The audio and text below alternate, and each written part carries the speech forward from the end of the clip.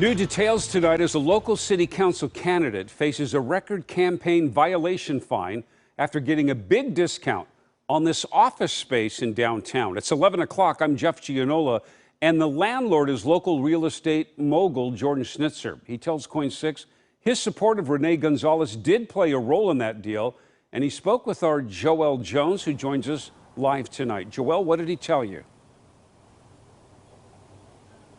Well, Jeff, the owner of this property says when he offered Rene Gonzalez that discount, he says this property had been sitting here unused for roughly 2 years. But according to the city, that deal violates the rules of their small donor elections program, which Gonzalez is a part of.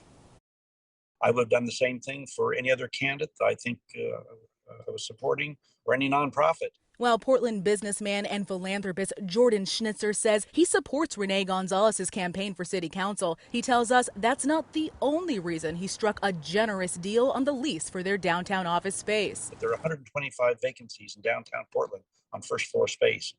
I think any landlord would be delighted if someone comes along and would pay the common area expenses.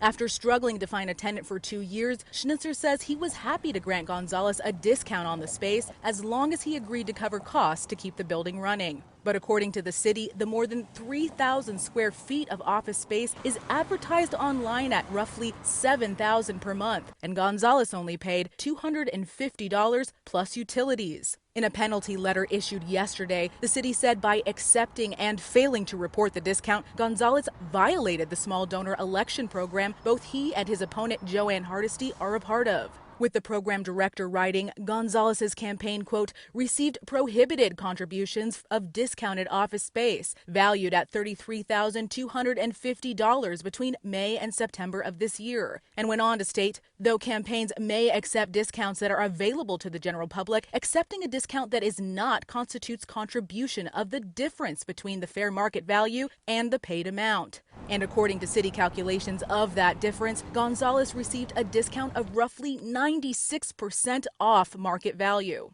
which means between paying back the landlord and paying the elections program, Gonzalez has now been ordered to pay roughly $77,000 for the violation. But his landlord tells us, in terms of what the space is worth, I could say it's worth $50,000 a month or $1 a month. Until I have a customer that wants to rent the space, it has zero value. We reached out to Gonzalez's campaign, who said they strongly disagree the rent is too low given the state of downtown, and said in part, quote, downtown is in shambles because of the policies advocated by my opponent, Joanne Hardesty. Landlords are desperate to get any kind of compensation for their space. His campaign tells us they are reviewing the complaint but plan to appeal.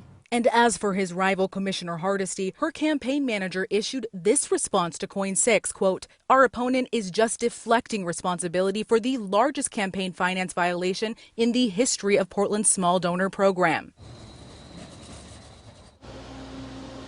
Now, I did reach out to the program director about this violation. I want to read for you a truncated version of her response. She says that the purpose of this program is to prevent actual or perceived corruption so that the public can be confident that their elected leaders work in their best interest. Now, I do think it's important to note that Gonzalez's campaign can and sounds like will try to appeal this decision, so we'll just have to see how this all plays out as we head into election season. Reporting live in downtown tonight, I'm Joel Jones, Coin 6 News.